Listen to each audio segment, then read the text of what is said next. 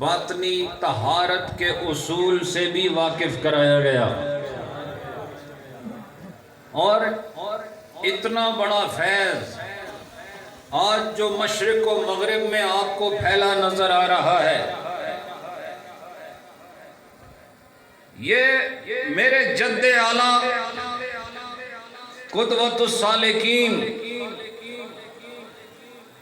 محبت انوار یزدانی قندیل نورانی حضور محی الدین غزنوی رحمت اللہ علیہ، جنہوں نے اخلاص کی قوت کے ساتھ، طریقت کے نور کے ساتھ موڑا شریف کا فیض لے کر زمین پر بسنے والی نیریاں کی اس چوٹی کو ذکر اللہ سے متعارف کرایا، اور آج عشق والے، محبت والے، آج درد والے، اہل اللہ کی نسبت والے 24 گھنٹوں سے زیادہ سفر طے کر کے، کچھ زمین کے ذریعے، کچھ ہوا کے دوش پر سفر کرتے کرتے آج اس مرد حق شناس کی بارگاہ میں آئے ہیں، اور سال میں ایک دفعہ حاضری عرس پاک کی یہ متبرک محفل آج ایک عجب منظر پیش کر رہی ہے۔ بارش نے ہمیں باہر نہ آنے دیا، بہت دیر تک برستی رہی، اور میں یہی سمجھتا ہوں یہ آپ کے لیے فرش صاف کر رہی تھی، عشق والوں کے لیے رستے نکھارے جا رہے تھے، محبت والوں کے لیے زمین سجائی جا رہی تھی، اور ہمارے لیے سٹیج محبت والوں نے سجایا ہے، اور تمہارے لیے اللہ نے اس زمین کو صاف کرنے کے لیے فرشتوں کے ذریعے بارش برسائی ہے۔ حضرات آج نظر کرو سٹیج پر، آج اس خوبصورت مرکز نیریہ شریف کے سٹیج کو دیکھو، ایک سٹیج وہ سامنے لگا ہوا ہے اور ایک سٹیج یہاں لگا ہوا ہے، ایک زمین کے اوپر بیٹھ کر تمہیں دیکھ رہے ہیں، ایک زمین کے اندر بیٹھ کر تمہارا نظارہ کر رہے ہیں۔ یاد رکھو جس طرح آج یہ سٹیج آباد ہے، اس سرے سے لے کر اس سرے تک حضرت جناب پیر ابراہیم صاحب کی قبر تک بھی کاملین کا ایک سٹیج لگا ہوا ہے، اور مزے کی بات یہ ہے ہم انہیں نہیں دیکھ رہے، یہ سارے مل کر تمہیں بھی دیکھ رہے ہیں، ہمیں بھی دیکھ رہے ہیں، اور گنبد خضرا کا مقیم اور رب العالمین اس پورے نیریہ شریف کو دیکھ رہا ہے۔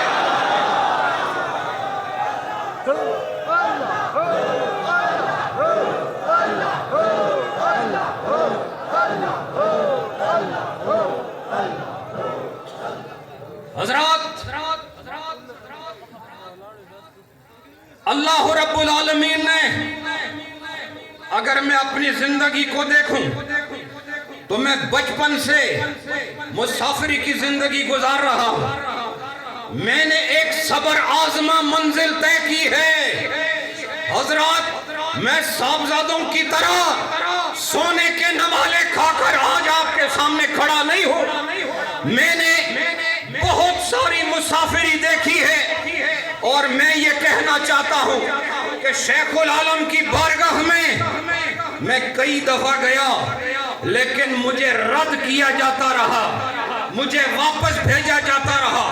اس لیے نہیں کہ وہ مجھے پسند نہیں کرتے تھے، بلکہ وہ ایک کامل ولی ہیں اور اپنے بیٹے کو بے کمال نہیں دیکھنا چاہتے، وہ یہ دیکھنا چاہتے تھے میرے بعد اس بڑے چمن کی آبیاری اگر میرا بیٹا نہ کر سکے تو یاد رکھو ان کی نظر میں وہ بیٹا نہیں ہو سکتا تھا۔ میں نے جب ساری منزلیں طے کر لی، میرے شیخ نے مجھے سینے سے لگا دیا۔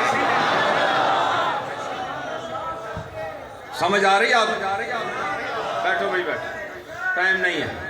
حضرات جب میں تیار ہو گیا،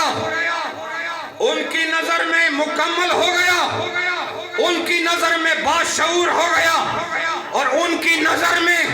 उनकी मसनद पर बैठने का अहल हो गया, तो इसी स्टेज पर हजारों के सामने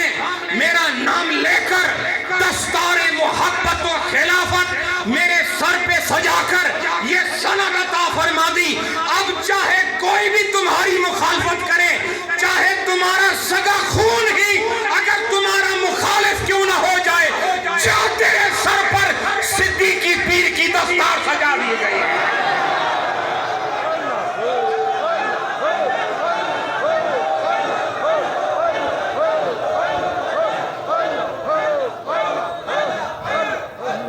मुझे किसी खलीफे की परवाह नहीं, मैं यहाँ, ये आस्ताना इनका आस्ताना है, ये मालिक बैठे हुए हैं, लेकिन आस्ताना अलिया मन के आला में मैंने कहा था जहाँ अक्सर वो खुलाफा आते हैं जिनका मुझसे ताल्लुक है, मैंने उनको भी कहा था अगर मेरे अंदर शरीयत के खिलाफ देखो, तरीकत के खिलाफ देखो, तो तुम्हारा मेरे पीछे जाना हराम है। हाँ, और अगर मैं उस रास्ते पर चल रहा हूं जो अल्लाह का रास्ता है, जो मुस्तफा का रास्ता है और जो वालियाने नेरिया शरीफ का रास्ता है, तो फिर मेरे पीछे ना चलना भी बड़ी गुमराही है। अब मैंने फैसला करने के लिए ना अपने इन चाचों को कहा कि आप फैसला करें, ना बुजुर्गों को कहा, मैं आपको कहता हूं तुम खुद फैसला करो। अगर मैं उस रास्ते पर चल रहा हूं तो याद रखो फिर मुझे किसी की परवाह नहीं है। और पीर वो नहीं होता जिसके पीछे 10,000 का मजमा हो, जिसके पीछे 1,000 खलीफों की कतार लगी हो। अरे मर्द दुर्वेश मुहियुद्दीन गजनवी की तरह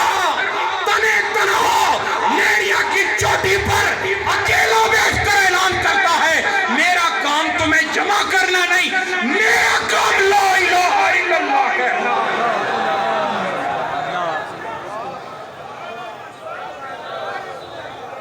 मैं अपना काम कर रहा हूं,